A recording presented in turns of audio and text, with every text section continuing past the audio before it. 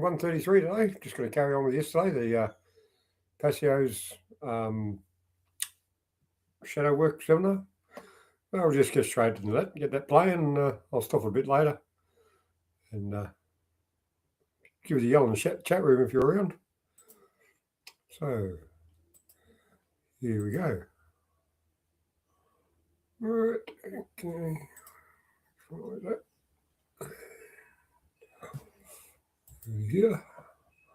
Press play.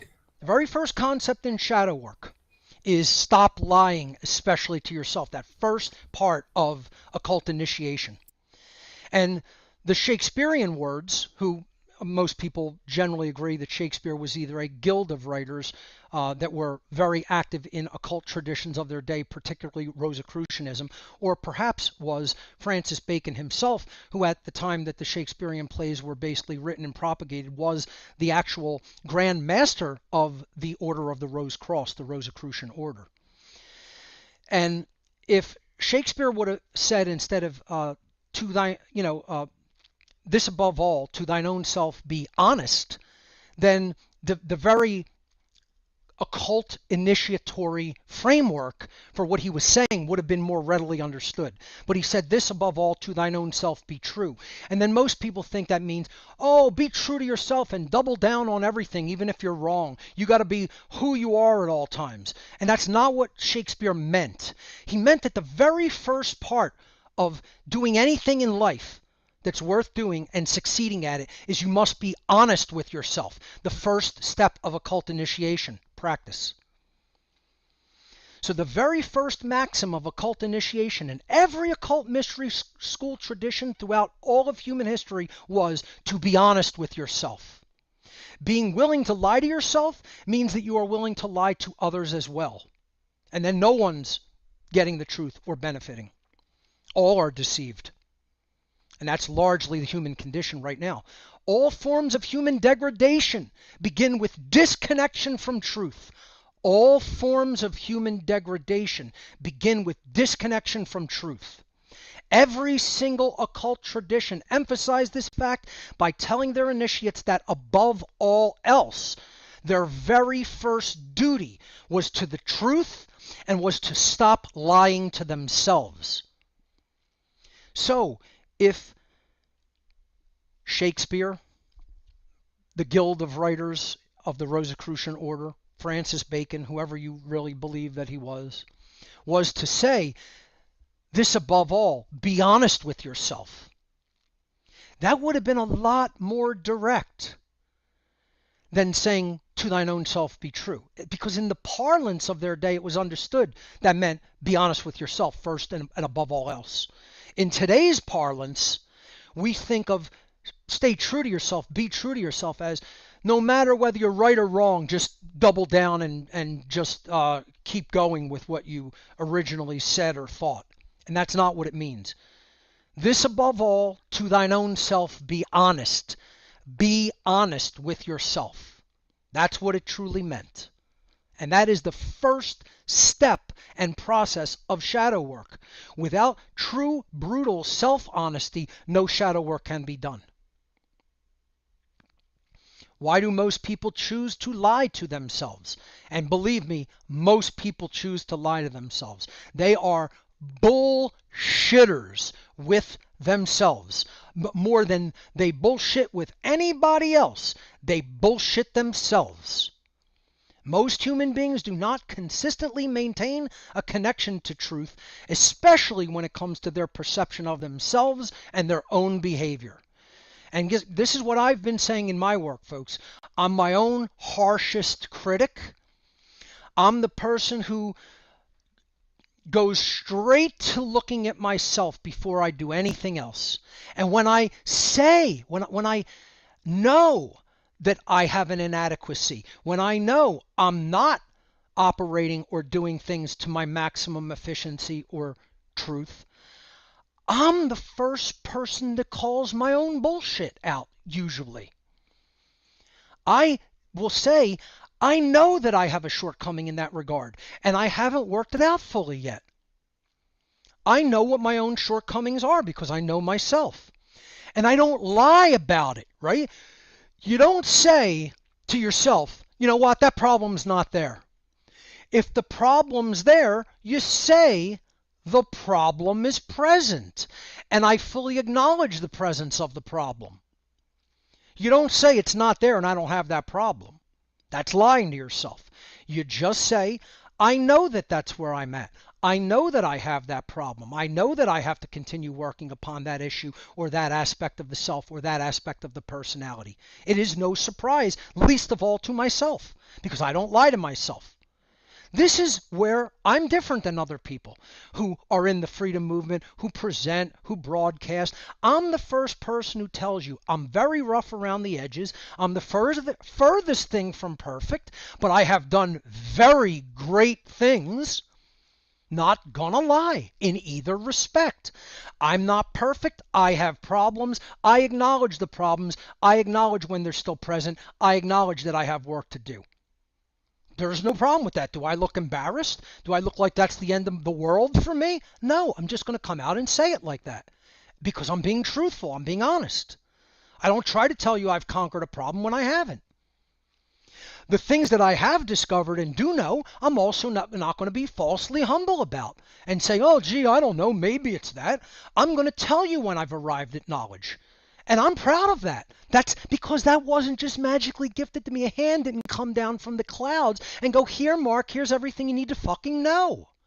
It was hard-won knowledge with tremendous effort and sacrifice extended by me to the universe to be a vessel of reception for that knowledge. And not everybody does that. And I did that exceedingly well. Once again, that's why I'm qualified to talk on these topics. That's why the things that I'm presenting here today, I'm so proud of how this presentation came out. Once again, you can say, oh, he's tooting his own horn again. I don't really care what you say. It's true nonetheless. I put together a dynamite presentation. This is going to have the information that people need to know on this topic that hardly anybody even breaches the discussion of this stuff, let alone goes into depth. This is sorely needed, and it's sorely necessary for people to understand. Why do people want to lie? Well, it ultimately comes down to they choose to continue to lie to themselves to create a never-ending stream of excuses. That's what people really want to do. They want excuses not to begin, to initiate themselves. They want excuses not to begin doing the required spiritual work upon themselves, so that they continue to lie to themselves. See, it's a feedback loop. It's an endless looping cycle of don't tell yourself the truth, make excuses, don't do the work, don't tell yourself the truth again. Keep lying to yourself. And so you kick the can down the line. You pass the buck along. And as soon as you do that, you're stuck in a cycle of degradation and of not improving and not actualizing. People believe this will give them an excuse not to get involved in the ongoing spiritual warfare taking place on Earth, because many of them are just, let's just say it how it really is, folks. Many of these people are just pure fucking cowards. And I guarantee you there's people who have shown up here today who are cowards. They're not cowards in the sense that they're willing to listen, but when it comes to actually making these changes and actually getting on the spiritual battlefield, they're fucking cowards. And that's the only way it can be said. And you got to conquer cowardice within yourself. So wherever your shortcoming is, you have to be honest and you can't make any excuses. Right there, that's going to tune most people out. That's going to make most people hate you for saying it. But that's where it has to begin. You make no progress unless it begins there. Okay? So one of the first questions that the whole student body has to ask themselves who are hearing this seminar is, how committed to the truth are you really? Not what you want to tell yourself. Objectively, can you measure your commitment to truth? Well, you know what? I say there is one objective, measurable dynamic that can tell you your own commitment to truth. Type your name wrapped in double quotes into any search engine of your choice and see what work comes back to you that you've put out into the world to show people how they must improve and how they must align themselves morally to have real freedom in their lives. And you know what most people will come back out with? A big, fat fucking goose egg. And you know what more they'll come out with? They won't even see their name because they're anonymous cowards online. How many anonymous secret agents are right here in this seminar? How many secret agents that I have to deal with getting people into the Telegram group? And guess what? You want to be offended? I don't give a shit. Turn it the fuck off. You know, I don't want to get into a super adversarial dynamic like that, but I just talk about people who actually showed up in this seminar. There's so much cowardice and non-commitment to truth that, yeah, you showed up for a seminar, but you don't even want your real name out there. I call these people the secret agents. Secret agent man, secret agent woman. I mean, it's sad. It's pathetic. You're basically you're going like this to the world. I'm a coward. Out in the open, boom. A big burst right out from the heart and the mind, displaying cowardice to the entire world. That's why most people have no internet presence. They're not active anywhere in propagating truth out into the world. It's disgraceful. Real shadow work will force one to deeply consider their own thoughts, their own feelings, their own behaviors, and above all, their willingness to follow truth wherever it leads and then propagate it out into the world. Most people have not developed a deep commitment to truth and therefore will tend to bail out when the going gets tough. They'll be the first person that won't have your six. They'll be the first person that'll get you dead. They'll be the first person to run 1,000,000 miles in the other direction. Shadow work, when practiced correctly, will help one to develop their personal willpower and courage, which in turn will help them to develop a deeper commitment to truth in their lives. This commitment to truth is actually cosmic love, or agape. It is not the lower forms of love, which are romantic love and fraternal, or brotherly slash sisterly love between family members, familial love, friendship, etc. Even just brotherly love for people in the world. That's still not agape. Agape is cosmic love. This is the commitment that I'm talking about to truth, because they're one and the same. One's will is directly proportional to how much love they have for the world. Your will to change yourself for the better so that you can contribute to changing the human condition for the better is how much agape you have within you and how much you display out into the world. Agape means cosmic love. It means not just the love of, a romantic partner or even a family member or a friend or a human being in the world. It means love for truth, commitment to truth, love for developing the self and developing the will to move forward and do what's required. That's what agape is. That's cosmic love. That's cosmic love to move consciousness in the universe forward. Most people don't have that. Most people don't even know what that is. They've never touched it one moment in their life. And that's what shadow work is about, helping you to develop. You could develop the lesser dynamics of love, which are eros and philos, in other words, romantic love or brotherly love, but agape is cosmic love. And that's what most people really have to come into attunement with and alignment with. Shadow work will help you do that and help you really get into alignment with that form of cosmic love so that you can really meet the requirements for changing the human condition for the better, for real freedom. One of the things that you have to be willing to say in shadow work is that you're not okay. And even more and worse than that, you have to be willing to say you may be really fucked up. You may be traumatized. You may be completely fucked up. So these are words that you got to say to yourself. I'm not okay how I am. I'm not okay where I'm at. I recognize that. I acknowledge it. And I'm making a commitment to change it for the better. And you got to say to yourself, I may even really be fucked up. I may have fucked myself up. Other people may have contributed to fucking me up and traumatizing me, and it's okay to say that, and you got to be brutally honest with yourself. Real shadow work requires intimate admission and acknowledgement that you are hurt, inadequate, or even damaged in some ways or many ways. This is about dealing with your own personal trauma. Admitting these things is not only a good thing, but an absolutely essential component to beginning the process of shadow work. It is indispensable. You cannot skip or skirt this step.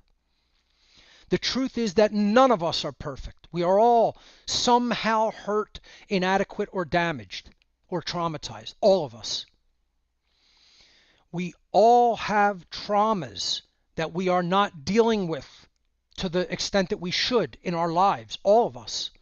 Admitting that we are not okay and that we may even be truly messed up in certain ways is actually the very beginning of the self-healing process. This is where it has to begin. That's where it has to initiate within the individual. You can't just think, I'm okay, I have every answer, I'm not traumatized in certain ways. Look, folks, in making this presentation, I was doing these shadow work techniques throughout the year. And I have to say, it was successful. I was very traumatized earlier this year for many reasons, for personal reasons I would not even talk about or go into because it's none of anybody's business but mine. And I'm telling you, look, folks, it's no secret, I mean, I had so much death happen within the last several years. My entire family, that I was basically were my family members. Barb passed away. Both of my dogs passed away. My stepfather passed away. My biological father passed away. Just that's uprooting a ton of trauma and instilling it. Interpersonal problems, you name it. Problems with work. Just so many things continuously traumatize and re-traumatize you. Am I just going to let it defeat me? Some days I feel so depressed I want to lay in bed all day. But am I just sitting there doing that? No. I get up, I do what's required, I continue to do the work, I continue to do the shadow work, I chip away at it. That's what you have to do. You have to have a never say die attitude. And you got to chip away at these things. You got to recognize they're there, and you can't let them defeat you and grind you into the ground and into a pulp. That doesn't mean that some days aren't harder than others, because believe me, they are. But you pick yourself up, you keep moving forward. You don't give up. You recognize and acknowledge the trauma. You recognize and acknowledge not being okay. You recognize and acknowledge being fucked up in many cases. And then you say, this is where it begins. I have to start work from there. And I just have to say, doing this presentation drudged up so much of that and stirred it. And I have to say, I'm very happy with the work that I've done on myself this year while I'm making this content. Intellectually knowing it and being able to put it into words, very difficult. But guess what? It's still not the same as actually doing that work on yourself. And that's what I was doing the entire time I was making this presentation. And it's still not done.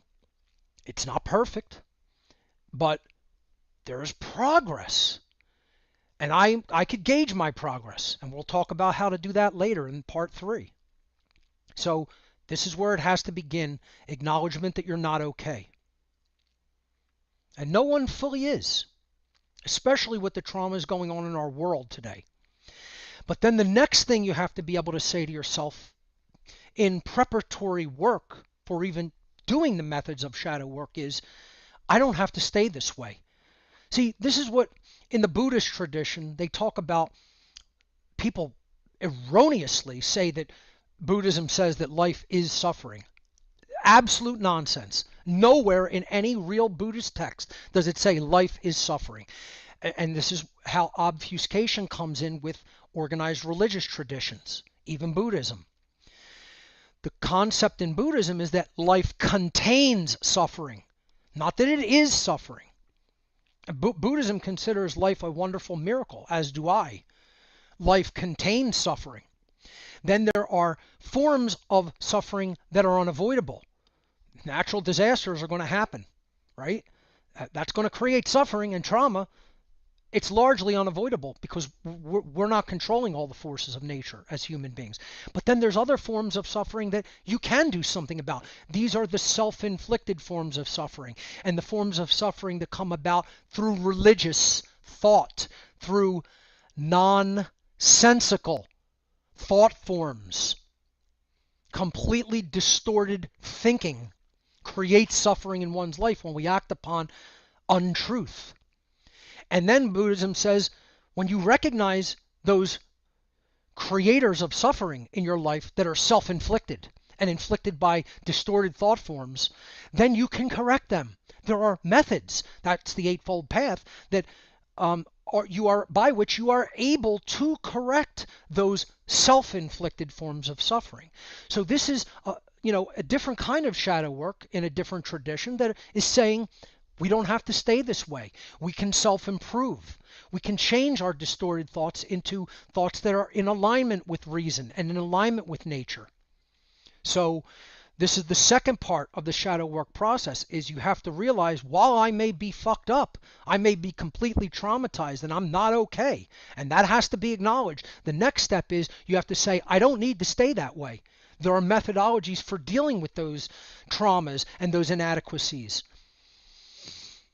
So while the first steps into shadow work require one to admit that they are not okay at the current moment, the very next admission is that things do not need to stay that way.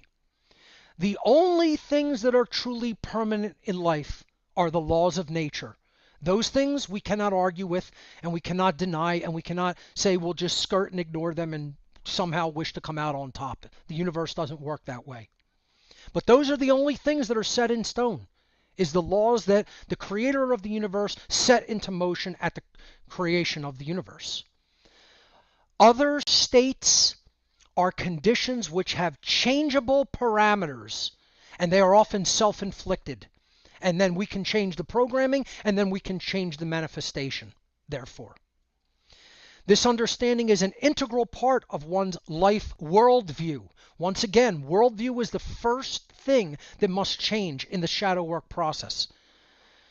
It's an integral part of one's life worldview, which must change for the better if the individual is to change for the better, and if the individual is then to contribute for the betterment of all of society and human civilization.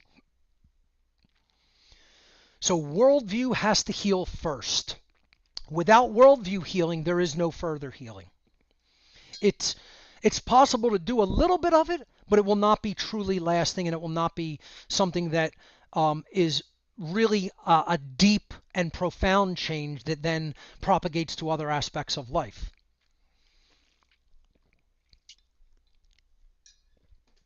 Continuing. One's worldview must reflect that positive change is possible. So this is what you hear a lot of people say. It's not possible to change that. Nothing can be done. I can't do anything about these things. Absolutely incorrect. 100% true positive change is possible within the individual and within the species. It's just the requirements for that manifested positive result must be known and met. The requirements must be known and met. Most people don't even know what those requirements are, let alone are they even attempting to meet those requirements. That's the problem. But the worldview that it is possible to change it once we have that knowledge, and then we make a deep commitment to right action, that it absolutely is possible to make those positive changes. So life worldview is the very first change that must occur before shadow work is even attempted. And I'm sorry, I have a spelling error there. I'll correct it. As a matter of fact, I'm just going to correct it. So let's do that. How about that for an interactive seminar? Because I want my slides to be the best they can in the presentation, and even when I put this out online. So, life worldview is the first change that must occur before shadow work is even attempted. One's worldview must reflect that positive change is possible to achieve. This does not mean that those positive changes are automatic or that they will be easy. No one's promising those things. I just told you positive change is possible with enough work, with understanding the causal factors, with making a commitment to change, and then taking the right action to change. We're going to talk about all of those dynamics. But it doesn't mean that that's an automatic process. It means you have to work at it. It doesn't mean that it's easy. As a matter of fact, it's actually quite often exceedingly difficult, and it requires tremendous willpower to be developed and worked with in order to make those changes happen and manifest.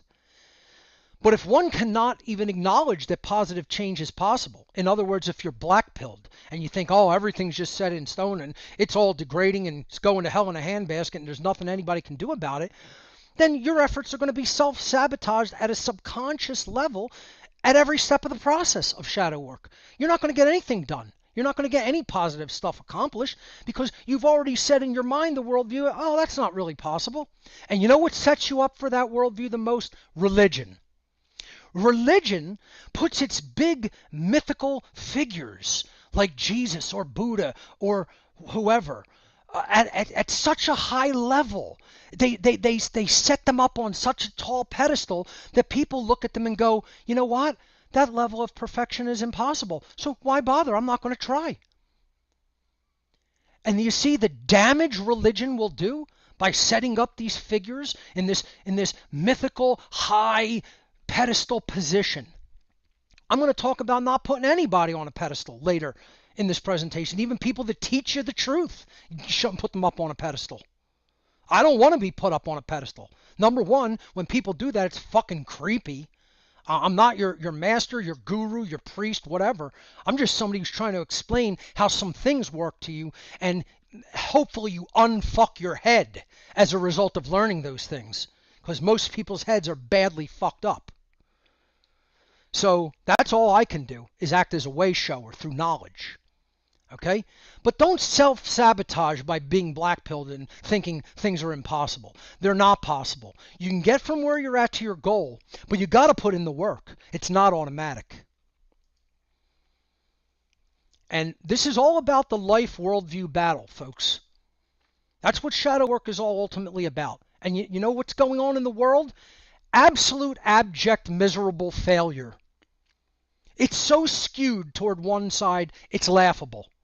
I'd say it's 98.5 to 99% skewed toward one side, is that most people have been convinced through their parents, their teachers, their nonsensical religion, their politics, whatever, all the religious garbage, nonsense that they believe in their distorted minds.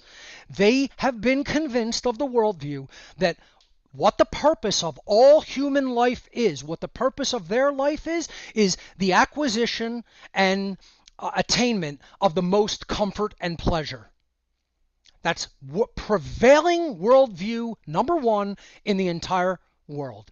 And that's why the world is currently right now going to hell in a handbasket. That's why we are losing our freedom. Because it's not the worldview and stated will and potential of most people to truly learn and grow in consciousness and become a better version of themselves each and every day and learn true morality and help propagate it to the world. No, they can't be bothered with any of that. They got to attain as much comfort and pleasure as possible every single day, and they wake up thinking me, me, me, me, me, me, me, me, me, and they go to bed thinking me, me, me, me, me, me, me, me, me. And if you don't think that's true, something's badly broken in your brain. If you don't think that's the prevailing worldview. And let me tell you what that worldview really is and really constitutes. De facto Satanism.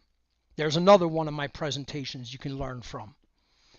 First of all, most people don't know Satanism is just runaway rampant egotism and just completely staying ensconced in the dynamics of the pleasure pursuit and comfort pursuit. That's it. That's all Satanism really is at its lowest level. At the highest level, it's trying to be God, usurp the place of the Creator, make your own laws, and rule everybody else as your slaves. That's the highest level. But guess what? At the very highest level, those evil sorcerers of mind control can only control the masses if they give them the worldview that all life is about is their own comfort and pleasure. And then they're got. That's how you got, is by buying into the worldview of de facto Satanism, that all life is about is you accumulating as much comfort and pleasure as possible. And folks, let's make no mistake about it, all that ideology is Satanism. And that doesn't mean the worship of the devil, man. You know, it means that you're obsessed with the self. And you can't be bothered with anything outside the self. And that's what a bad person is. That's an immoral being. If all things are equal, go and have as much pleasure as possible. But if there's injustice in the world, and there's tyranny, and there's slavery, and you're just worrying about your own fucking comfort, don't turn around in the next breath and then tell me you're a good and moral human being, because you're a lying sack of shit. If that's what you believe. The true purpose of human existence is to learn and grow in consciousness, such that we understand natural law, we understand the laws of the universe, we can grow and expand in consciousness, we can become a spacefaring civilization at some point, and what that ultimately is true spirituality. It's commitment to truth. It's commitment to learning and knowledge. It's commitment to growing in consciousness. It's commitment to growing in morality. It's commitment to self-improvement. It's commitment to willpower. It's commitment to self-actualization. And that means getting off your lazy ass and taking action on yourself, and then assisting other people to go through those same changes that are very difficult but profoundly rewarding. This is the worldview everybody needs to battle, folks. You need to choose your side in that worldview, and you need to be honest about your choice. How many people really are engaged with true spirituality? Don't even tell me the New Agers out there are, because they're full of shit too. They're in projection mode. They're in spiritual bypass mode. They're not doing the real work. They're not even looking at things that are negative that are actively happening. And they think they're informed in some way? You think you're learning and growing when you're saying don't talk about all the negative shit that's happening in the world? You don't even know what the fuck's going on, let alone are you doing something positive about it. You're engaged in comfort and pleasure, alleged spirituality. You know, live for your bliss, man. Bliss out. Meditate until you're so internally drugged up with endorphins that you're in a totally spaced out daze. That's not spirituality. That's pseudo-spiritual masturbation is what that is. If you think that's spirituality, you've been sold a false bill of goods, son and gal. So you got to come out of that de facto Satanism, egotism worldview. That this is about my bliss or my comfort or my pleasure. You got to realize this is for the learning and growth of all. So that we all may be free and we all may progress in consciousness. It shouldn't be that difficult to understand, folks. The problem is it's obfuscated, and most people don't have very clear understanding of it and understandable definitions in their minds. So this is where shadow work has to begin. It's a battle between life worldviews. As I said before, and what deeply needs to be understood conceptually is no positive change is automatic. This is not a process of automation.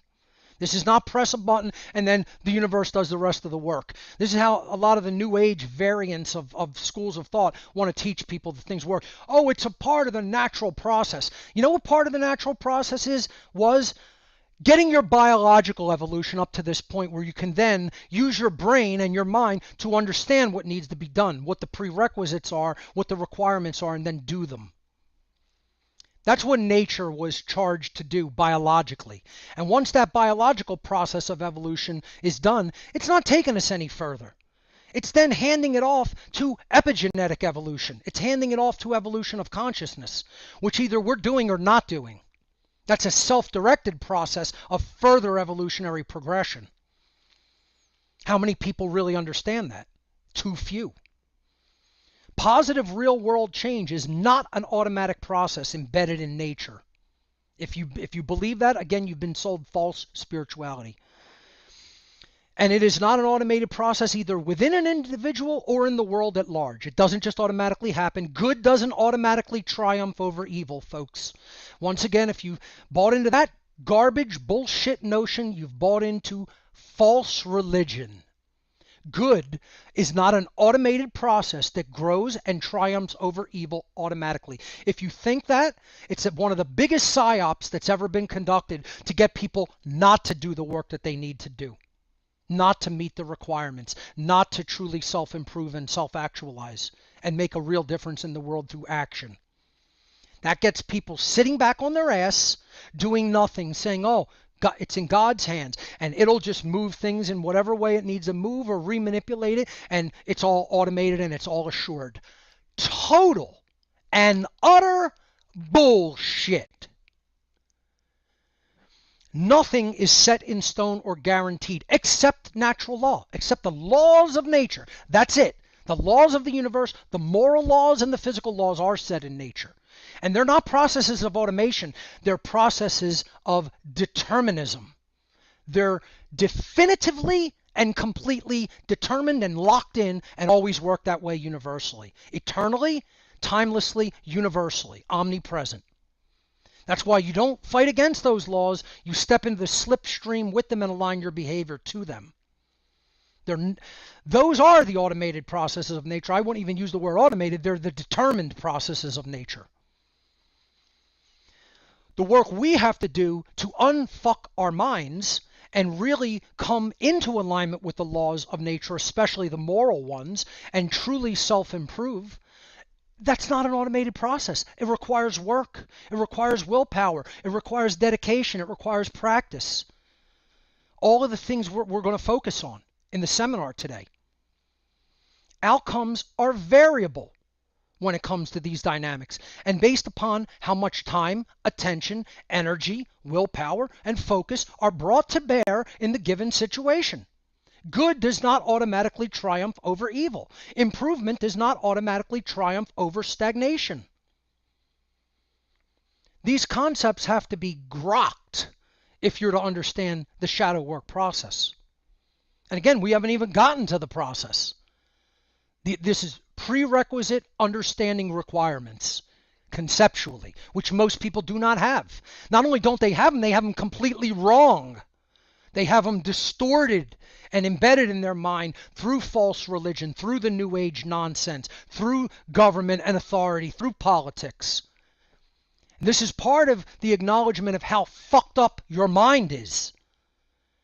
You got to ask yourself, how religiously fucked up am I? How badly have I bought false bills of goods? And now I'm attached to them like a maggot attached to a dead body, eating dead flesh. Clinging on to it like it's for dear life. Because that's what most people's mindset is, and they have no intention of changing it. This is what you got to do when you do shadow work. You got to say, how many fucking lies have I bought into? How much damage am I doing not only to myself and continuing the damage that's been done to me, I'm continuing to do it to myself, and by propagating that nonsense, I'm doing damage to other people, and I'm traumatizing them, and I'm fucking them up. And as a result, helping to fuck the world up. And once again, you got to be honest with yourself about this. And you got to tell yourself, there's no automation here. I have to do the work. I have to meet the requirements. I have to develop the willpower. I have to develop all of the qualities, spending my time, paying attention, being focused, bringing the energy forward. Right? If I just said, oh, this is willy-nilly, I don't need to spend the hours that probably would amount to hundreds of hours making all these slides and transitions and getting it all set right and getting my word and verbiage right. I could have just said, oh, however it comes out, it comes out. Who cares? This took time, effort, patience, willpower, dedication, sacrifice, doing things that I didn't want to do at the expense of other things I did. And those things I did want to do got pushed to the wayside. They got set on the back burner, and I sat there and did what was required. And that's what I attempt to do every day before I go and do whatever comfort pursuit I may want to do. I take care of work first. And I don't mean work just to make money. I'm talking about the real work, the work here, and then out in the world. Take care of that work. Make that the priority. Make that take precedent. Sacrifice for that. How few people are willing to do that. It's tragically sad. And again, I venture to say it's a lot of the people right in this seminar. Not just the average Joe Schmo in the world. It's people who say, oh, I want to learn from Mark. Oh, how much really are you dedicated to that? How much are you actually going to do and sacrifice to do? And it's not about me. It ain't about impressing me or doing it for me. I could care less about those things. I don't want acolytes. Not interested.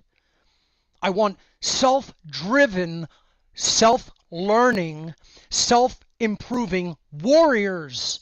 That's what's going to make a dent in the human condition of slavery. Positive change has specific, real-world requirements. These are not random things. These are not things that, oh, there's no set requirements that actually have to be done. Like, we'll just let the chips fall where they may and see what happens. No, you have to determine what the requirements are and then meet them. Positive real-world change has specific requirements attached to it. These are often a combination of factors, including but not limited to knowledge, skill, time, attention, energy, dedication, focus, discernment, presence, and persistence, and many others. These are the qualities we have to work within ourselves if we're ever going to meet requirements for real change. It doesn't just happen by itself. It takes hard work. It takes time and attention, the spiritual currencies. You have to pay into it. You have to put dedication into it to get reward out the other side. You have to be persistent. You have to be consistent. You have to keep doing it.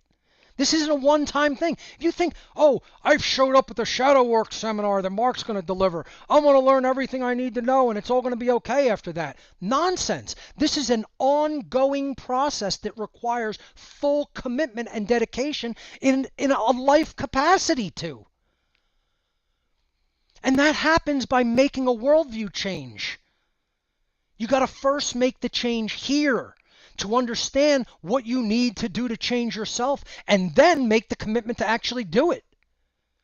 But if you don't make the worldview change here and you don't understand what's involved, the requirements that are involved. Builders don't just build a house. You got to know how many material. You got to know the building techniques and practices. It's not just built willy-nilly out of nowhere with no skill. This is about development of skills, life skills. But boy, I'll tell you, just even dealing with, look, I have to say it at the result of just blatant, I won't mention any names, but let me just tell you something, folks, as a little anecdote or addendum to what I'm saying here. There are people present in this class right now that their life skills are so tragically abominable. I cannot believe that they made it to adulthood alive and weren't the recipient of a Darwin Award in some capacity and ended up killing themselves through stupidity. I cannot believe it. And these are the people who seek out this work. I would be so appalled if some of the life skills, if my life skills were so low that it's like, what have you done your whole life? Do you have any experience? Did your parents teach you anything? Did your teachers teach you anything? Did even friends teach you anything and try to share life skills and experience? How could you stay that's stagnant. To people that really don't even grasp how any electronic transfers of money work, to people who don't know how to pack a package or an envelope or sign a check or whatever. It's like it's unfathomable. This is what depresses me and makes me want to stay in bed some days, that I find it unfathomable that an adult can make it to an adulthood with that kind of lack of skills. And that just shows you how bad their parenting was. It was absent. Let's face it. Absent. Gone. Not there. Or it was so negligent, it was in such a state of negligence that they might as well have been not there. It's profoundly sad. And then could you imagine, these are the people that say they want self-improvement. Imagine the rest of this tragically horrendous world and where people are at in consciousness in it. It's disgraceful. I just had to say that as an addendum because it has to be said in no uncertain terms and in harsh terms. As critically important as all of these factors are to actually understand what the requirements are and meet them, a change, listen to this again, folks, because we're going to keep coming back to it. A change in life worldview is paramount to all. If your worldview isn't changed for the better and healed, largely healed, shadow work is essentially meaningless. Worldview has to change first. And that's the most important change that has to occur. In keeping with the very first principle of nature from the Hermetic tradition and that underlies all of natural law, the principle of mentalism, which states that the all is mind. Everything is a function of consciousness and mind. Only after a new mindset is taken can new and better results be achieved. That's it. If the new mindset, if you don't prepare the way and usher in a new mindset through a new worldview, a healed worldview, no better results in your own consciousness and in your own personality and in your own framework as a being can truly be achieved long-term and be long-term successful. Worldview must heal first. Positive change deeply involves and requires true personal responsibility. If we are ever going to truly improve ourselves at the microcosmic level, the level of the self, and true deep personal psychology, and if we're ever going to improve the human condition at the macroscopic level, in other words, end human slavery and the belief in authority, which leads to all forms of slavery in our world, we must first accept that it is our own personal responsibility to take on that effort, meaning to learn those requirements and then teach them to others. It is not a mission for some. Let me say this again. Learning the requirements to create change in the self and in the world and propagating them to everyone is not a mission for some. It is a mission for all, which intimately involves the self. It's not just my work. People go, oh, well, that's your work, Mark. And yeah, that's what they sound like. They really sound like they have Down syndrome. That's not my work, Mark. That's your work. That's everyone's work. All the morons out there who say that's not your work. Yes, it is. You just haven't been doing it. And that's why I say you can get as offended as you want hearing what I'm saying directly to you about you. It's still true. And is gonna be true. Forever. Stop saying it's only about some, it's only for some. That's not the work or mission for some. That's what all of our mission, one mission actually is, one great work. And some have accepted the responsibility and got to work doing it on the spiritual battlefield. Some have attempted to reject their personal responsibility and they're absent from the spiritual battlefield. And here's the quote that goes along with it on the slide. Through our inability to accept personal responsibility, we were actually creating our own problems. Again, self-inflicted suffering through the denial of one's personal responsibility to improve oneself and our species. It's not a mission for some. It's a mission for everyone. Most people are just hard-headed, lazy, egotistical, apathetic, uncaring pranksters. They're just jokes of people that don't take anything truly seriously and don't understand the harm that they're really doing to themselves and the world. And it's not a laughing matter. It's not something to fucking joke about. It's deadly serious. It's a life and death situation based on where we're at with government and the violence that is capable of conducting upon us. And if you think that's a joke, when they bash your fucking head in and split your fucking brain in half, you're not going to be thinking it's a joke as you draw your last fucking breath. And nobody will be sorry for you. They'll be saying you should have paid fucking attention when you had the chance and changed when you had the chance. And then you wouldn't have brought that manifestation down on yourself and the whole world. Positive change is not fun and games. It requires hard fucking work. That's why it's not called the one big party. It's not called the one big circle jerk. It's called the one great work. It is not, the one great work is not about comfort and pleasure. That's a whole separate worldview.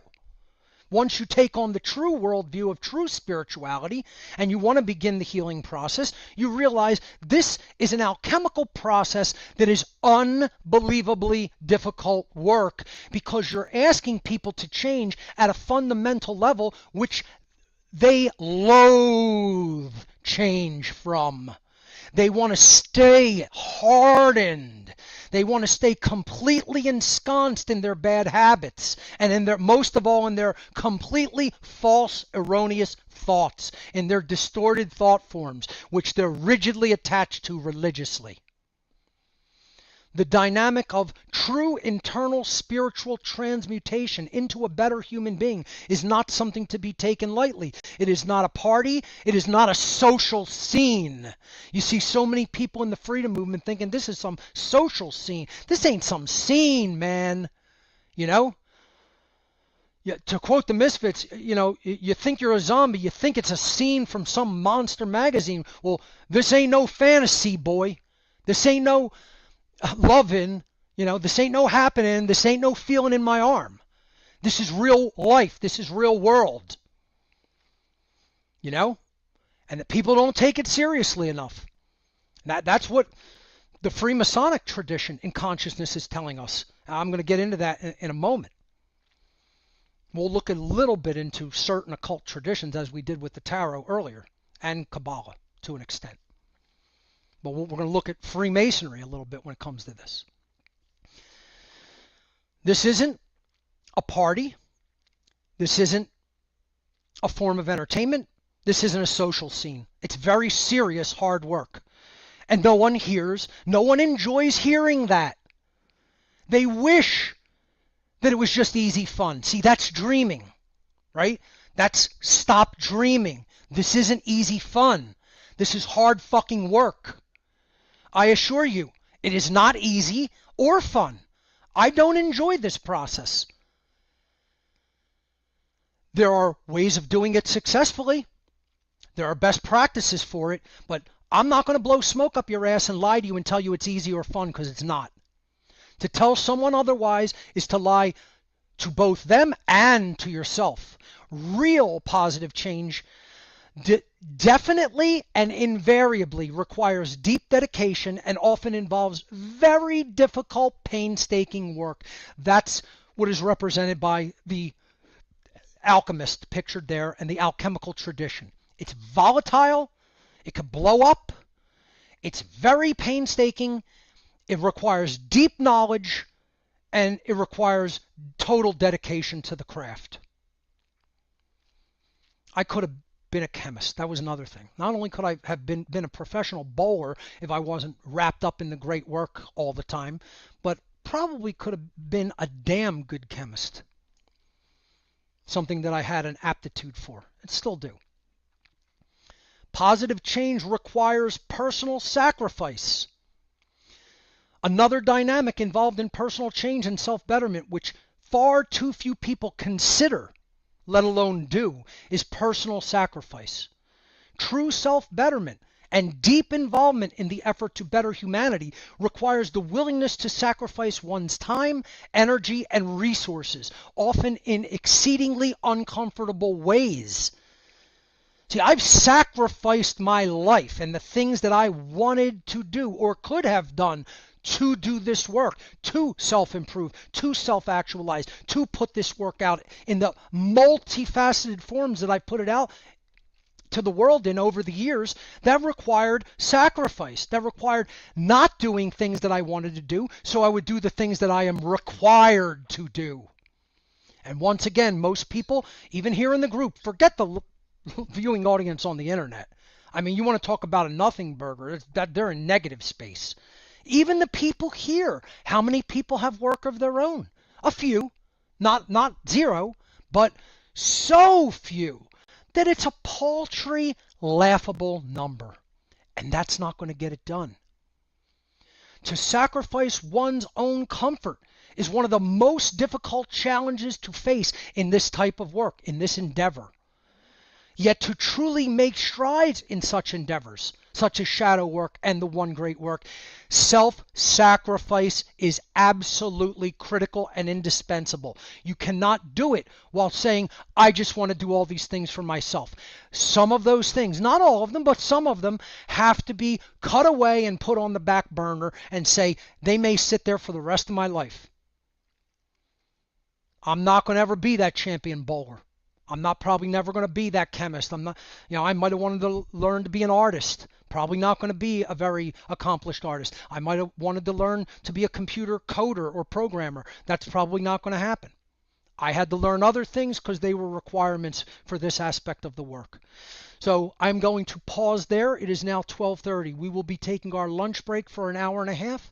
I will see everyone for a continuation in section number 2 at exactly 2 p.m. I will not wait 1 second. At 2:00, I will launch into the second part.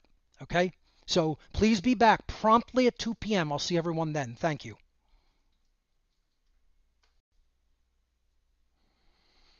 All right, everyone, it's 2 p.m. We're going to get started with session number 2. I hope everyone had a helpful and restorative lunch break. And let's continue.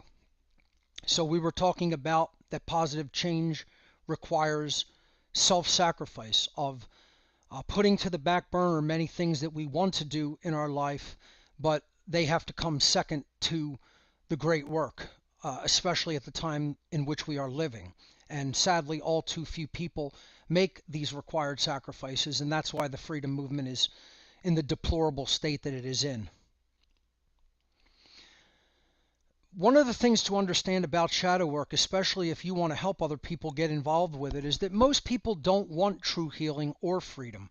This is one of the sad and unfortunate realities of our world and our civilization, our species, but unfortunately, it is true. Sadly, most human beings alive today do not want true healing or true freedom, for the very fact that both of those dynamics, real healing and real freedom, involve dynamics which were previously discussed, a change in life worldview, which they don't want to perform. They don't want to do that. They want to stay rigidly attached to their existing worldview. It requires deep personal responsibility, and it involves incredibly hard work and profound personal sacrifice, and people want no parts of those things. They're stuck in a worldview that says, I want to maximize my comfort and pleasure, and I can't be bothered with any of those other dynamics in life. That's for someone else to do, not me. And as long as the human species stays in that mind frame, in that mindset, don't expect freedom. Don't expect healing. Don't expect anything good. There's going to be suffering and death and slavery, and that's it. So human beings must understand that the human condition will only get worse and worse and worse until humanity embraces the cold hard fact that these dynamics are exactly what real world positive change requires. A profound change in worldview, deep personal responsibility, hard work, and profound personal sacrifice. If people are not willing to do those things, do not expect any difference in what is manifesting in our lives. It will only get worse and worse. One of the other dynamics and concepts to understand is that when we are engaging in shadow work, it is akin to and similar to a death process. As strange as that may sound, we are actually letting go and allowing to die bad habits, bad aspects of the personality. And that form of growth can feel like death. So spiritual growth through shadow work may often feel like death to those engaging in it. This is because their former self was attached to wrong and illusory ideas and habits. Their entire identity was built upon that shaky foundation and that elusive perception of reality. So when they begin to change for the better, they begin to perceive their old identity as quote unquote dying. Many people have experienced and reported this when they undergo real shadow work. In reality, their old mental selves are finally relinquishing illusion and growing to become something new and better than the old version of themselves. It is not actually death, but a form of self-renewal, such as a caterpillar becoming a butterfly in the cocoon and in the transformative process that it undergoes, seemingly into a different being. So we have to understand that the processes of shadow work are so powerful and so potentially destructive to the illusory reality that one is living, that they literally can feel like death. People can become depressed. People can become overwhelmed. That's why you have to set the framework to do this type of work by first deeply understanding the concepts which we have been laying out. We haven't gotten to methodology yet. We're still exploring the concepts of shadow work and what it entails before we ever get to actual methodologies, which are coming. The concept of a little learning can be a dangerous thing, also needs to be deeply understood when it comes to shadow work. Where this comes from is in Greek mythology, the so-called Pierian spring was a metaphorical source of knowledge, popularized in Alexander Pope's poem called An Essay on Criticism. Pope wrote, quote, "A little learning is a dangerous thing. Drink deep or taste not the Pierian spring. There shallow draughts intoxicate the brain, and drinking largely sobers us again."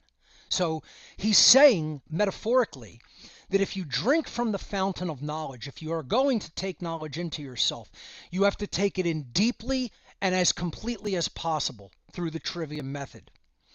People look into knowledge in a cursory form, in a very tiny fraction of what they should be researching and gathering and taking into themselves. And then what happens is they become drunk with that little bit of knowledge. It's like drinking a very, very tiny portion of alcohol and getting completely annihilated versus drinking 10 cases of beer and barely feeling any effect. And that's because this has a reverse effect. When you take in only a little bit of knowledge, you think you know things. And you think you are the shit and you have it all figured out. And that's where most of the freedom movement is. They've learned a tiny, tiny little bit, and now they think their shit doesn't stink, and they think that they know everything that they need to know when they basically know absolutely nothing. And then they don't want to listen to people who have learned largely the things they really, truly need to know. And they want to dismiss those people, and they don't even want to give them a platform to speak. So it's really insane and sad what is happening with the freedom community, and this is very indicative of it. So again, this means that when pursuing an undertaking that involves a deep dive into knowledge, such as shadow work, we should learn as much as possible, as much as we can, before claiming to have enough information. And I have enough information. See, that's the thing. It's like people don't really want to hear that from the people who actually have gathered the grammar and done the homework.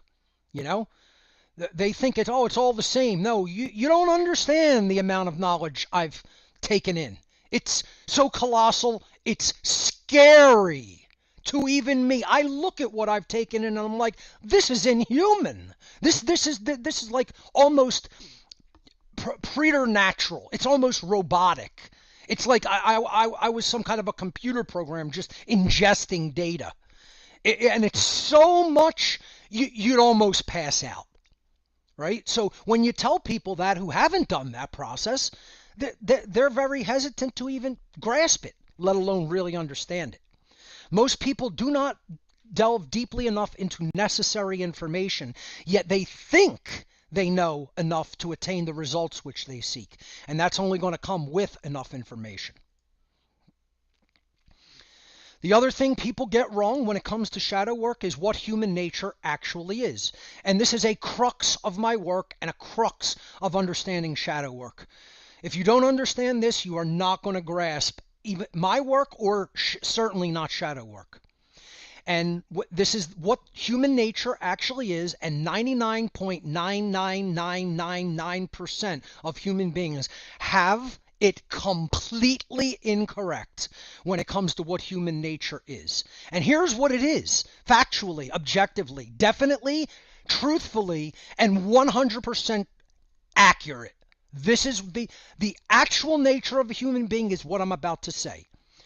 The true nature of human beings is that they are a programmable species, similar to, but not exactly the same as, computers. They are not just biological computers, but they have similar qualities to computers in a biological capacity. We are a programmable species, just like a computer can be programmed. Like a computer, if a human being has bad formatting, the format on the drive, the conditions during a child's formative years. If they have a bad operating system, which is the culture that you grow up in and all the programming that comes along with that culture. If a person has bad software programs, like we're seeing with Telegram today, unfortunately, which the false software programs that are instilled in their noggin are false, rigid, and dogmatic belief systems.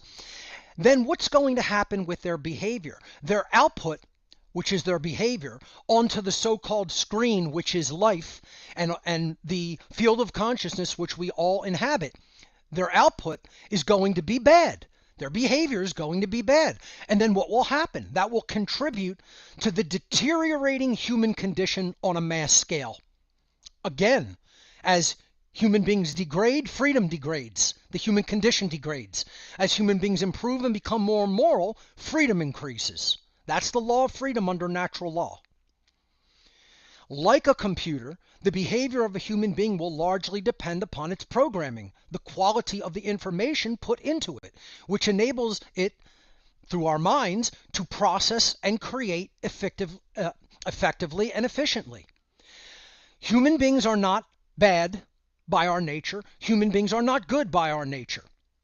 Human beings are a programmable species. So if garbage goes into the mind, garbage comes out through behavior. If quality goes into the mind, quality comes out through behavior. If garbage goes in and garbage comes out, the human condition is horrendous. If quality goes in and quality comes out through behavior, the human condition is improved. That's how human nature is and works, ladies and gentlemen. And if you don't think so, you're wrong. And that's the problem. That's part of the worldview healing that needs to take place, is you and the rest of the world need to fully grok what the true nature of humanity is as a programmable species. Get as offended as you want. It'll never make what I have here on the slide or what I have said untrue. We have to understand the schism of the worldview in order to conduct and be successful at shadow work. And this schism is between randomness and determinism. And the truth is that The healed worldview takes in some of both of these components, but doesn't stay in a state of extremity toward either one. The left brain randomness worldview is that the universe is some grand cosmic accident and matter is everything, and there's no creator, there's no underlying intelligence in all of nature. Nature hasn't constructed any laws to deal with behavior. It's just a mechanized clockwork of dead matter, right? There's no such thing as spiritual, moral law or natural law. Existence has no purpose other than survival or to continue to exist just for the sake of it. And these are all the hallmarks of scientism, atheism, and totalitarianism. And that's the randomness worldview. Everything is chaos. And then you have the deterministic worldview. This is a religious worldview in many instances. God controls every event in creation. Nothing happens without God's approval and all-knowingness. All occurrences are preordained by the Creator. Free will is an illusion because the Creator is conducting it all. Since God controls everything, change is impossible because how could we change anything? God's doing it all. And action, therefore, becomes ultimately meaningless, and everything rests on faith and belief. These are the hallmarks of imbecilic religious extremism and slave think, because slaves think that, oh, their condition is just determined. How many people go, oh, there's nothing I can do about it. It just is that way. No, it's not. It's a choice. It always is a choice. Free will exists in every instant of reality. The truth that sits between these two worldviews has some components of both, is that there is a deterministic component of reality that has to be encompassed in our worldview, and that's natural law. And then there's a random component, which is free will. And they play with each other. They play dynamically against each other, and we have to align the two. We have to align our free will with the deterministic component of natural law, and that defeats self-inflicted suffering and grants us what we say we want, which is prosperity and freedom and, all better things for ourselves. Brain hemisphere imbalance always leads to one of these deep life worldview schisms. Left brain usually leads to randomness, right brain usually leads to determinism. If we're dwelling in left or right brain modalities all the time and there's no balance between those two dynamics in the mind. This schism is inseparably connected with an individual's view of human nature and free will to create positive change. Again, that's why I say worldview healing must come first. Nothing can happen without it. Most people end up believing in one of these two states of schism or brain imbalance in the completely incorrect ideas that either God or genetics control everything, and that free will is either an illusion or doesn't matter in any meaningful capacity. So once again, when you dwell in these states of brain imbalance and you're not healing your brain and your mind, which comes along with healing the body, the worldview, and the body, you either believe that God controls everything or genetics control everything, and therefore free will really has no place in anything. And that is a complete crock of bullshit worldview. That's why I call it the worldview schism. It fractures the individual. Shadow work must be utilized to repair this worldview schism, such that the individual comes to deeply understand that natural law and free will are the dynamics with which we simultaneously interact to collectively co-create the reality in which we live on a continual basis. Once again, this should be common knowledge, folks. This should not be some revelatory thing that Mark Passio is telling the world. We should all know this by now. This should be common, everyday common sense knowledge for the average person, but unfortunately it's not, because of religion, because of science, because of government, because of media, because of schooling, because of just trash brain damage that is being done to people through poisoning through chemicals, poisoning through bad information. Once again, garbage goes in, garbage comes out. And that's why we have the trash that's coming out through behavior in the world today and the destruction of our freedoms. We have free will to change our programming. That absolutely exists. And we need to know that that exists. We can control our own programming by deciding what information we take into ourselves and then really, truly knowing it and acting upon it. The worldview schism is ultimately about keeping people from the acceptance of free will and its power to create change. And that's what shadow work is all about. Many people do not want to heal their worldview schism. They want to continue to believe in deterministic ideas which disempower both themselves and other human beings. This is largely because they do not want to accept the personal responsibility that goes hand in hand with such empowerment through knowledge. They also subconsciously understand that such personal empowerment involves tremendously hard work, which most people are still too lazy to undertake. One of the things that has to readily be understood in shadow work is to never, ever, ever normalize pathology. This is one of the critical dynamics and concepts that needs to be understood when even beginning an undertaking in shadow work. You cannot normalize illness. Illness is not normal. So don't attempt to normalize it. Recognize when there's illness and recognize what real health is. And this is the problem, is that most people don't know what health is in today's modern society.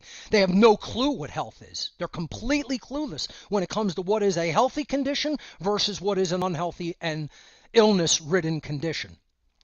In the realm of shadow work, illness and disease must always be recognized for what they are, the absence of health and homeostasis through an imbalance of some kind. One should never attempt to normalize any form of pathology, disease, or illness, but instead should work to improve, heal, or mitigate such states to the extent that it is possible to do so. We are not promising perfect healing through shadow work. No one is promising that. Maybe some people are, but they're charlatans. There is no perfect healing, as I will describe later. There is betterment. There is improvement to the extent that it is possible to improve and heal. Nothing is perfect. If you expect perfection, you expect what never was, what is not now, and what never will be, and you'll be sorely disappointed forever. We're going to talk about perfection being an illusion. But progress, growth, healing, to the extent that they are possible, those are real and those are possible.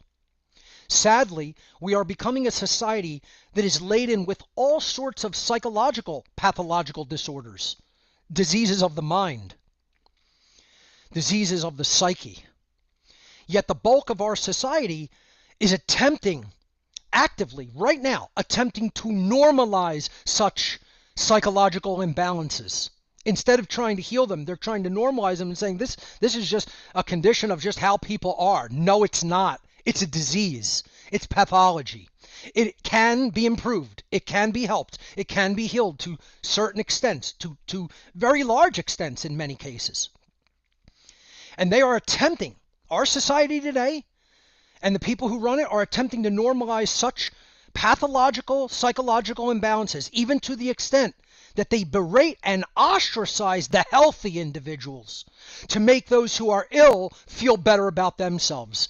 They want the diseased, the ill, the psychologically unhealthy to feel okay about their condition of illness, while demonizing and ostracizing the psychologically healthy that are saying, no, this isn't a normal condition. It should never be treated as normalcy. It needs to be helped to heal and improve, and we should never normalize bad mental health.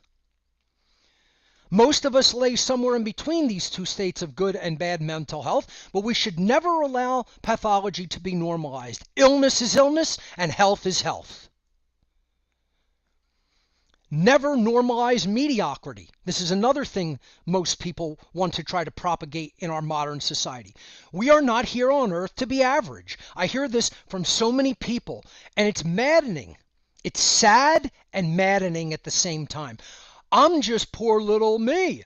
I'm just here to just do this little tiny thing or that little tiny thing, or just nothing at all, or to just sit back and observe.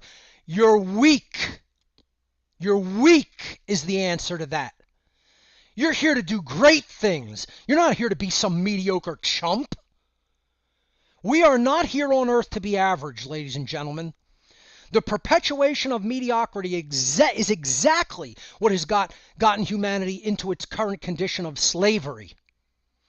The truth is, we are here on earth to learn, to grow, and to self-actualize, which means to reach the highest level of self-potential of which we are capable, meaning to aspire to greatness and doing great things, not to be some normal, stupid chump. Unimaginably tremendous harm has been done to the psychology of human beings by those who have told them nonsense like this. That's not for you to do. You shouldn't set your goals so high, or you'll never achieve something so far-reaching. These aren't your friends. These aren't your family members. These aren't people who want good things for you. These aren't people who are trying to elevate you. That's how a bad person speaks to another person. Not a good person trying to elevate someone else higher. If you listen to people who say to you, that's not your work to do, you shouldn't set your goals so high.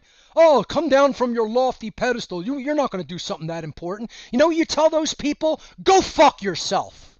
That's what you tell people like that. When you really conduct real shadow work, it helps you to realize exactly what those who have been telling you such self-limiting thoughts have actually been spreading. Complete bullshit. That's what they've been spreading to you, and that's what they want you to believe. We're not here to be mediocre. We're not here to be average. We're here to do great and amazing things. So don't normalize mediocrity any more than you should normalize pathology. Strive for excellence. Not perfection, but strive for excellence. The social engineers of our world want mediocrity and degradation. What do you think? They want people healthy, mentally, physically, spiritually? You think they want you to aspire to do wonderful things, great things? They want you to be some degraded moron. A society based upon mediocrity, immorality, ignorance, apathy, incompetence, laziness, and cowardice. In other words, human degradation is exactly what the dark occult social engineers thrive on.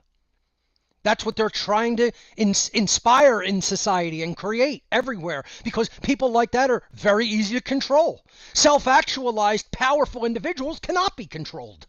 No way! They're going to tell you to go fuck yourself, and if you don't listen to that, they're going to fight you, because they're strong. They're not weaklings. Total human degradation is exactly what the social engineers need to keep people in line in order for their agenda of domination and slavery to continue. These social engineers cannot control or enslave a population that has transcended such conditions of degradation and mediocrity and self-actualized to their full potential as human beings. It's impossible to control that. And that's why they want to continue to propagate all the other nonsense that degrades human beings. And this is what shadow work helps us to work out of our personality to the extent that we are able to do so. It helps to purify the individual, not make them perfect, but make them better and make them strong. And stop listening to, oh, this isn't for you to do, you're not to do great things, you're just some mediocre schlub. No, we're here to self-actualize and attain our full potential as beings. Shadow work requires situational awareness. No different than in a situation where self-defense is required. Situational awareness applies to psychology as much as it does to physicality. Before even beginning shadow work, we must first develop a sense of situational awareness. This is the process of stop and look, orient yourself. I talk about stop and look constantly in the How to Become the True Media seminar. It's one of the core principles of How to Become the True Media.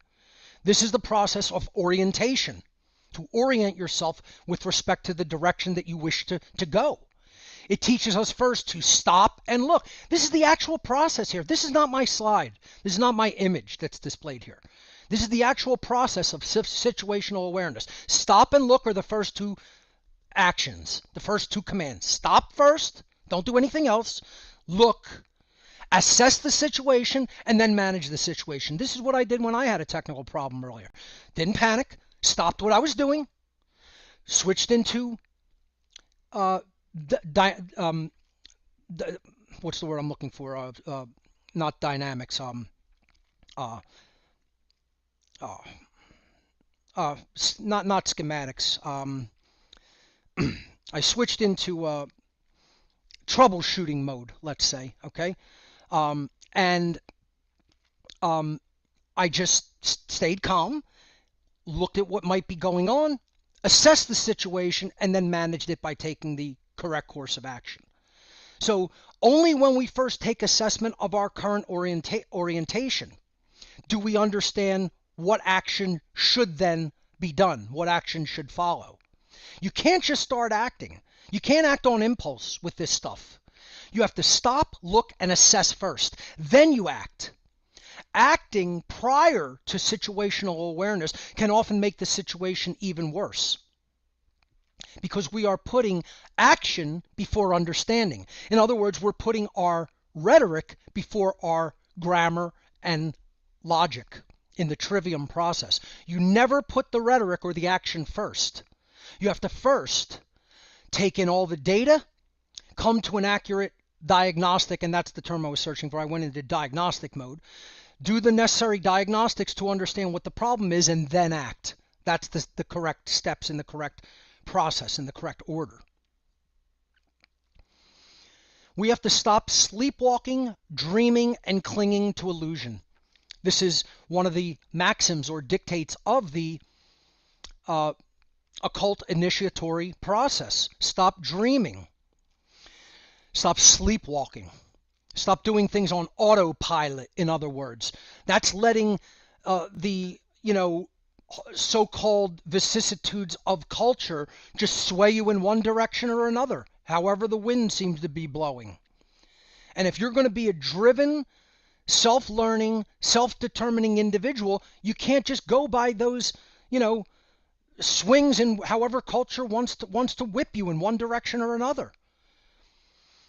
You have to stop sleepwalking, stopping just living on autopilot and just repetitive things that take you around in the same circle and keep you in the same mess.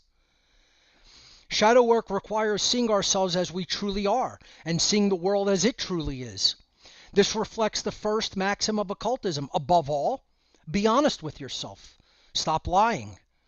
And then the second one, to stop dreaming, is the second occult maxim. It calls us to come out of the state of comfortable illusion. Stop believing that good just automatically defeats evil. It does not. Stop believing that change is automatic. It is not. Stop sleepwalking through life on autopilot. Only conscious and aware people doing hard work upon themselves are going to make positive change happen. Instead of dreaming and sleepwalking, focus on competence and willpower to do the work that we must do to meet the requirements for bettering our world. That's when that process of change is going to dynamically flower and accelerate. That's why the imagery that I'm picking are people engaging in the imagination. They have vision. They can not just see what the future might be if we make it that way, they can almost step into that reality and see how it would work. Tesla was one of these people with such a powerful imagination.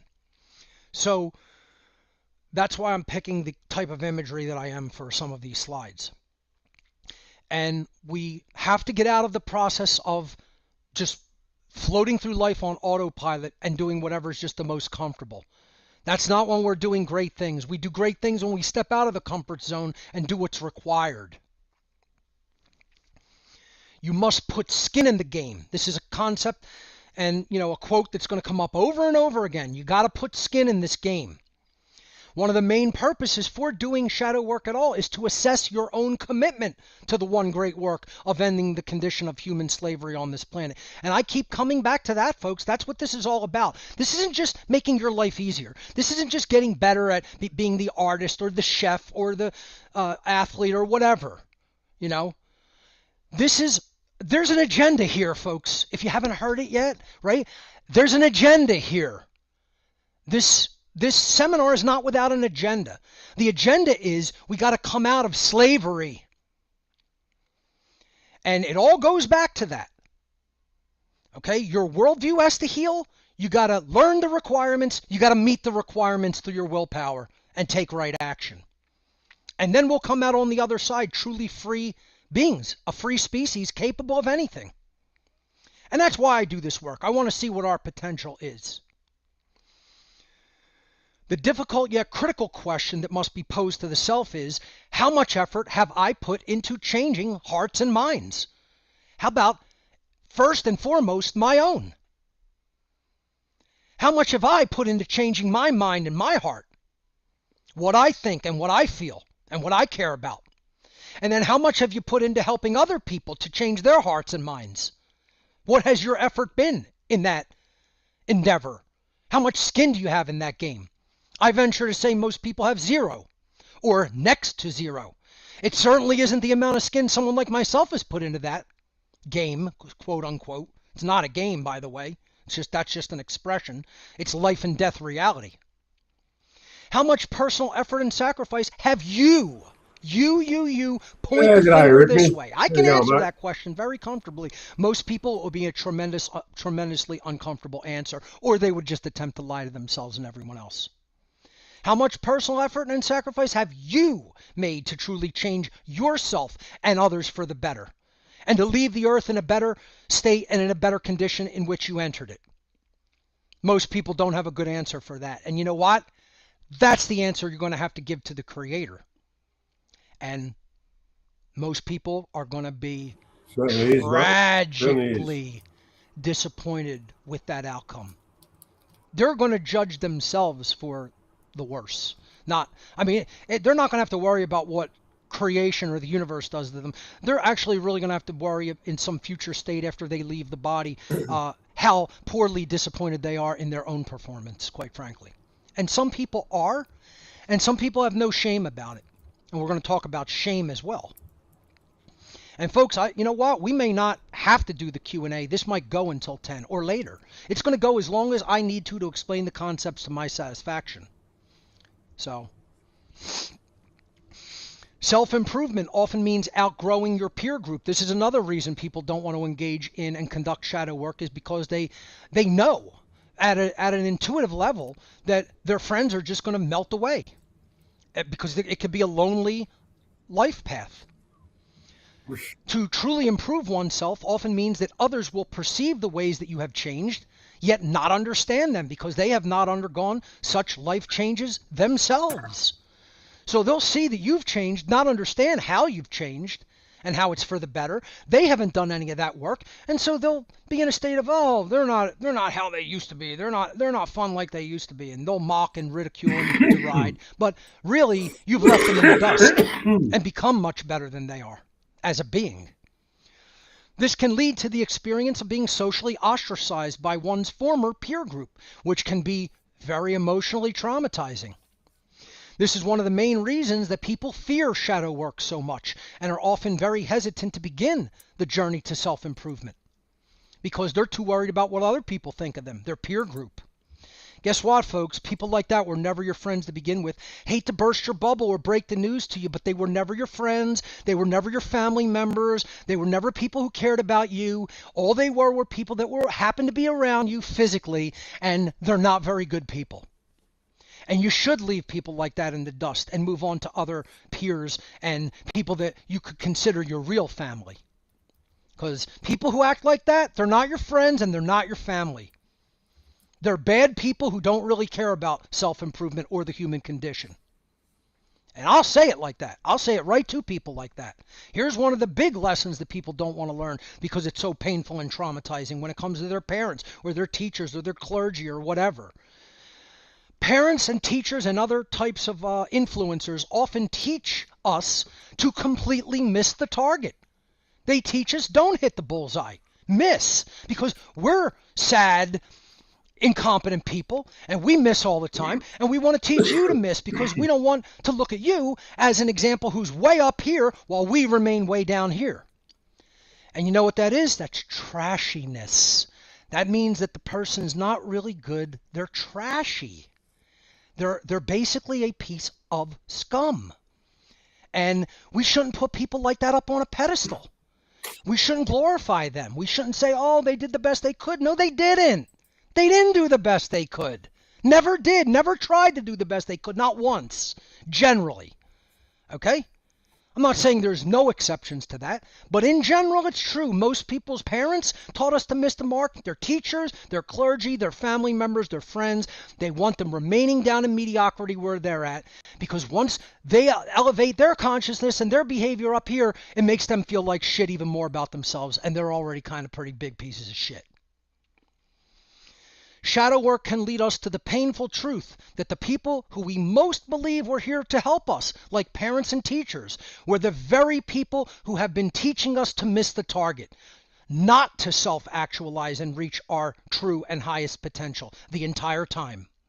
This can be one of the most traumatizing and painful aspects of all within the work of self-improvement. Let me tell you, it's not fun. It's painful, okay? It is not pleasant. When you realize the people that you thought were there, who loved you and who were there to help you the whole time, were basically holding you back or setting bad examples for you to follow, that's very traumatizing. And you have to work through that in the shadow work process, which is why I'm bringing it up as a concept to understand before even going in to the methods and practice. This is one of the most necessary dynamics to face when we explore the reasons for our current situation and our current conditions. So stop making excuses for bad parenting and bad peer advice of any kind, whether it comes from parents, teachers, clergy, friends, family members, co-workers, whatever. Not really sure what that's We have to stop making excuses for others and how they have contributed to holding our spiritual and psychological work back. They're acting as tethers, they're acting as chains, they're acting as weights. One of the very worst things that we can ever do when approaching shadow work is to start making endless excuses for bad advice and bad influence that has been given to us by people in our lives who we love or respect. And you could still love or respect those people, that's your choice, but stop making excuses for the incorrect influence and bad influence that they've conducted upon you and others. And you know, this is done by people we claim to love and respect, like parents, friends, peers, teachers, clergy, etc. We need to deeply understand that those people may have given us advice and information from their level of awareness. But that does not mean that that advice was true or even good in any way. It could have been completely false, misleading, sending us down a bad pathway in life. So you don't make excuses and say, oh, they did the best they could. They gave information from their current level of awareness, and their current level of awareness is way down here. It's not up here. It's not good quality of information. It doesn't mean you have to start hating them or want to go stab them or something. It's just you can't put them up on a pedestal and say, oh, they're so good because they did the best they could and they were just my family or friends or clergy or whatever. You got to call a spade, ladies and gentlemen. You got to say, they didn't do right by me. This was bad advice. This was bad influence. These people didn't do their best. They failed miserably, often at the one and only job they had ever in life. And that doesn't mean you can't still care about them. But you gotta call it what it is. You can't lie about it and you can't make excuses about it, or you're not going to make it very far in healing through shadow work. We must see this condition, these dynamics, for what they are, and not just place people up on a pedestal just because they were the people who were around us earlier in our lives. That's a very painful lesson. Get as offended as you like. It's still true. What's up there is still the case. It's still objectively true. You can feel about it however the fuck you want. It's never going to make it untrue. And you could keep denying it, and all that's going to do is act as a further noose around your neck. It's going to act as a further leash. So you want to stay where you're at? You don't really want to improve? Keep believing that these people had your best interest in mind when they were the ones who were influencing you in the worst ways imaginable. One of the things you cannot do, no matter how bad the outlook looks in shadow work, is dwell in shame. As soon as you start dwelling in shame, and that becomes an endless feedback loop and a cycle that is very difficult to break out of, you're one step away from physical death. You're one step away from spiritual death. Shame is the lowest form of consciousness that exists that a human being is capable of expressing above death. It's literally below every other form of consciousness listed here on this scale of consciousness that was come up with by the researcher. I believe his name is David Hawkins.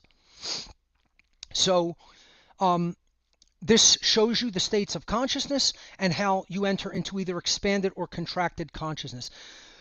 Expanded consciousness really begins with courage. And the things that can help us get there are anger and pride. At least when we're prideful enough that we don't want to be treated like a slave anymore, we become angry about that and we develop the courage to do something about that condition. So even things like anger and pride are not necessarily bad emotional states. They're stepping stone states to higher consciousness. This is where shame dwells on this consciousness scale, right there. The lowest possible before unconsciousness or death. Or at least physical unconsciousness in the state that we refer to as death. I don't think there's any complete cessation of consciousness. I don't see death that way. But while we are incarnated in a physical body, shame is the lowest consciousness before you leave the vessel. Let's put it that way. Shame is the lowest form of consciousness a human being can experience while being physically alive. Shame means dwelling in negativity because one knows consciously that they did not do the right thing when they had the opportunity. I would like to repeat that definition because it's ultra, ultra important. And this is where I'm telling you cannot stay. If you're going to do real shadow work and real self-improvement, you cannot stay in this consciousness that I'm referring to here. Shame means dwelling in negativity in your mind because you know consciously that you didn't do the right thing when you had the opportunity. You can recognize that, you can acknowledge that, but you can't stay there. If you stay there, you're staying in a state that is just barely physically alive above death. Okay? That's not going to help you or anyone else. Shadow work helps us to understand and acknowledge the reasons we may feel shame, but to work toward not staying in that state by making necessary adjustments to our current behavior. That's the whole purpose of shadow work, is to get out of these low vibratory states of consciousness. And again, folks, I struggle with it sometimes myself because I'm not perfect. There is no person who exists in a state of perfection regarding this. All you do is you try every day. That's the whole goal, is to try. That's the Rosicrucian credo. Try. That's it. Try your hardest. Make the effort. Even if self-improvement toward the positive is very slow, you can't remain in feelings of shame. You have to continue to try to improve. Okay? So you don't give up, and you definitely don't stay in shame. You pick yourself up, you dust yourself off, you move forward. We need a reevaluation of self-worth and self-respect. And this is like during and even prior to the shadow work process. You have to try to begin to develop true self-respect. You have to grow your sense of self-worth. You're a unique expression of consciousness. You're not just whoever, just some, like I said, some schlub trying to be average in life. You have to aspire to attain self-actualization, your highest potential. Shadow work helps us to understand that our true self-worth is infinite. This is one of the core principles of Jeremy Locke's magnum opus, The End of All Evil book. He tells us that the value of the individual, it cannot have a value placed upon it because it is infinite. There's no telling what the potential of the individual is. You can't put any kind of a price tag or value label on that. It's infinity. That's what a life is worth. The control system currently operating in our world teaches us to always view ourselves as less than. And guess what? The controllers don't even need to do that as much, because you know who's doing that? Parents, teachers, friends, family members, so-called, all of those things. Wrap them in a healthy double quote dose, because they're not really parents, they're not really teachers, they're not really friends, they're not really family, they're not really clergy. Go on and on and on. They're not our friends or even people we really should be considering good associates with. They're people who have set the bar ultra fucking low in their own lives, and they're trying to keep you down in that state of mediocrity and degradation with them.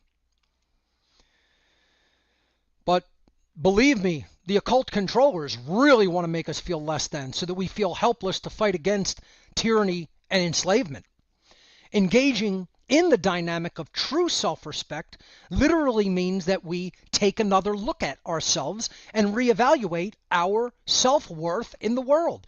The word respect actually comes from Latin. Re means again, and spectare, the verb, means to look at or to view.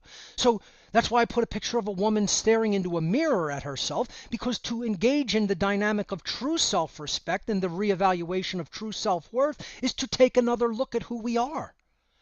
This reevaluation of ourselves allows us to stop seeing ourselves as powerless. We're incredibly powerful. We are not powerless. It shows us how to see our highest potential as a being and how to pursue that potential in the service of truth and freedom. That's what real self-evaluation of our self-worth and the building up of our true self-respect is. And that's indispensable in shadow work, in preparation, and in methodology and practice. Spiritual warfare requires true spiritual warriors. Shadow work is about building spiritual warriors. And if I read this warrior ethos, I'll probably break down in tears, but I'm going to endeavor to read it. I'm going to read this ethos, what a warrior is in life. This is sitting here in my office right over here, an actual physical copy of it. I am a warrior. I do my duty. I serve a cause greater than myself. I am accountable to my community and my family for my actions. I blame no one for my faults, and I give thanks for my abilities. I am governed by natural law. My mind is my most powerful weapon. Amen. I train to oppose evil in all of its forms. I will never quit, retreat, or cower in the face of the enemy. I protect the weak. I assist the elderly. I care for those in need. I strive for perfection, realizing we're not going to actually reach a state of perfection, but we strive for it. And I ask the same from those who serve with me. Strive, try, do your best. I lead by example, and I have the highest moral standard. The truth is my constant companion. When the end comes, I will sing my warrior song and go to my reward with honor and dignity. I am a warrior. You fucking better believe it. You better believe I am. And that's the emotion that it brings up in me. You know, because people don't even understand that at all, because they've never lived it for a second of their lives. And then they'll say crazy things like, I don't want to be a warrior. That's the greatest attainment of human potential that you could ever aspire to. And I don't mean just physical battle. I'm talking about a warrior for the truth and a warrior for what is right and a warrior for good. Most people don't have that in their lives at all. That's why I wake up thankful. I wake up thankful for that. I wake up horribly depressed because most people don't have that. We are actively involved in a spiritual war on this planet. The stakes of this war are our freedom and our very lives. These statements are definitively true, and it does not matter at all if you don't want that to be the case. We're in a spiritual war. To defeat the enemy that is enslaving and destroying us, we must rise up to meet the requirements of this spiritual war, of this spiritual battle. We will not win unless we meet the requirements for victory. And shadow work will show us what those requirements are and help us to build ourselves up to meet those requirements. Shadow work shows us these requirements within ourselves. It teaches us how to shed our fears and become spiritual warriors who can meet these requirements for true freedom. It shows us the means to rise to this challenge and the means to defeat the enemies that lie within ourselves. That's where the real enemy lies. People want to look external, outside of themselves, for enemies. And yeah, there's plenty of enemies there too. But let me tell you where the worst enemies lie. The worst enemies lie inside of ourselves. And that's what has to be defeated, because before we could ever hope to defeat the external enemies, you got to defeat the enemies within. Going back to what we already talked about when we talked about the work, we are a microcosm of the macrocosm. Our individual expression of consciousness is a reflection of our current condition and of the whole universe. One of the ultimate goals of shadow work is to show the practitioner how they are a unique form of consciousness with infinite value and a critical life purpose. Shadow work shows us that we are here to learn and grow, to improve ourselves and our world, and to make a difference in the spiritual war that is before us. When we realize these truths, we will step into our rightful place in the will of creation.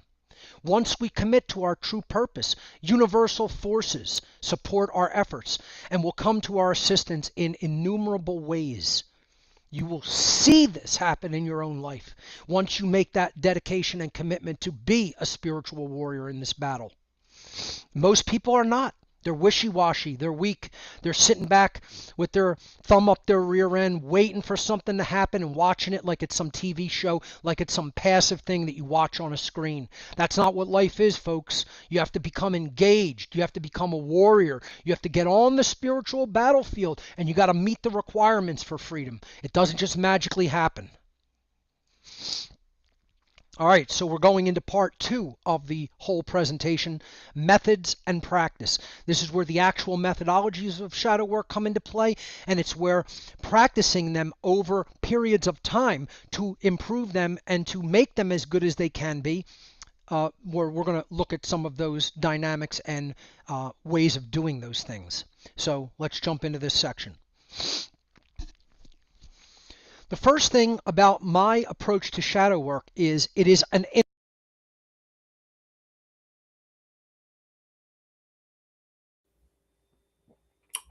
well, right, folks, let's get into the meaty bits now of the whole fucking thing. But I might leave that till tomorrow. It's about time to get ready for going to bed here. So until tomorrow or the next day when I decide to do the next show, be good to each other. And yeah, well, if you've been watching this far, I'm fucking proud of you. Basically, we play it again because, well, I think it's the sort of thing that can, it's a long, arduous process of putting up with Passio's abuse, shall we say. But it's just, that's his style. That's what he's doing. And good luck to him, man. But it is important information. I think so. And if you can watch it, get some good out of it, I hope you can. But until the next time, as I said, be good to each other, folks. Because that's what's really